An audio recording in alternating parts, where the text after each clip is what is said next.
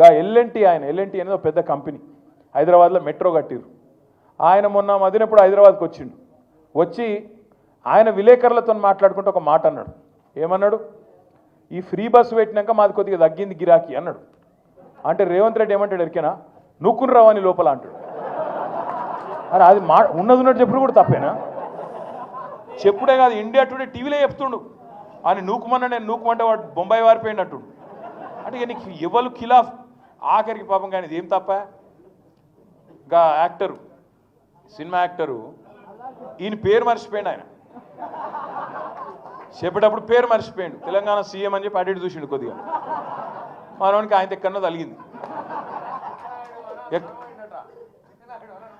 అయితే నేనేమంటున్నా, గింత అన్యాయం అని పేరు మర్చిపోతే జైలు పెడతావు. ఇక గట్ల తయారైండు మన చిట్టినాయుడు.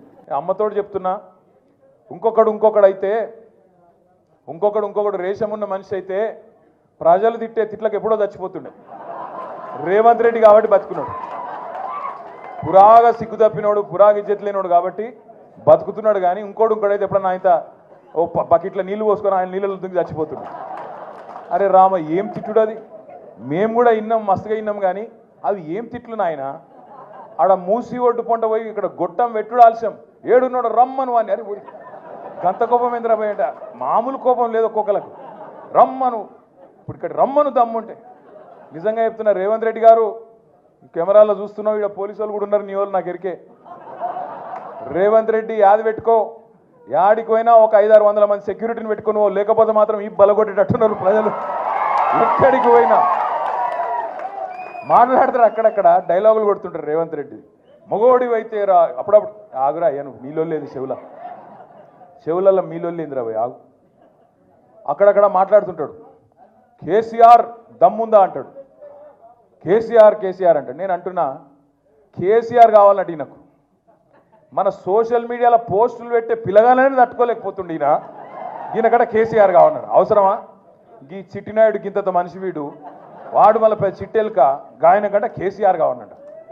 అందుకే మేము చెప్పినాం మొన్న, అంత లేదు నీకు చేతనైతే. అక్క అడిగింది ఇలా పొద్దున జగదీష్ అన్న కూడా చెప్పిండు. ఏం చెప్పిండు? ఇప్పుడు అసెంబ్లీ నడుస్తుంది కదా, రేవంత్ రెడ్డి గారు నాకు ఈ భాష ఇష్టం ఉండదు నిజంగా చెప్పానంటే, కానీ తప్పదు. అప్పుడప్పుడు నాకు నిజంగా అప్పుడప్పుడు నాకు ఇష్టం ఉండదు. నేను చదువుకున్నా, రేవంత్ రెడ్డి లెక్క నేను ఆడ ఈడ ఆవారా తిరిగినోని కాదు. చదువుకున్నా, కష్టపడ్డా.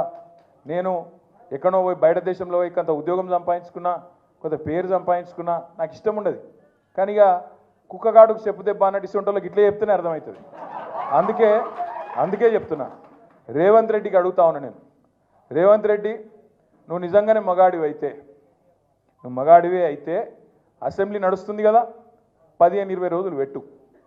మొదలు 10-15 రోజులు మొత్తం రాష్ట్రంలో ఉన్న ప్రజల సమస్యలు మాట్లాడదాం.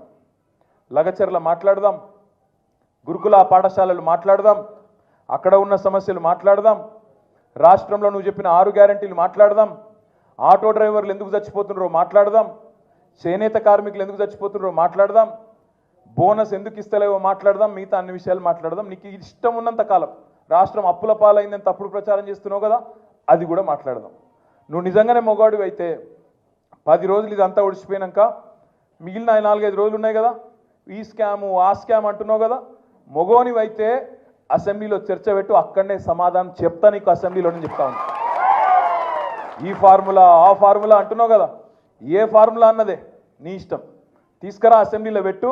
4 గోడల మధ్యన క్యాబినెట్లో కూర్చొని ఎవరిని ఎట్లా లోపల పెట్టాలి, ఎవరి మీద ఏం కేసు పెట్టాలి, ఎవరిని ఎప్పుడు నూకాలి, ఇది కాదు ప్రభుత్వం చేయాల్సిన పని. ప్రభుత్వం చేయాల్సిన పని ప్రజాహితమైన పని చేయాలి, ప్రజలకు మంచి చేసే ఆలోచన చేయాలి.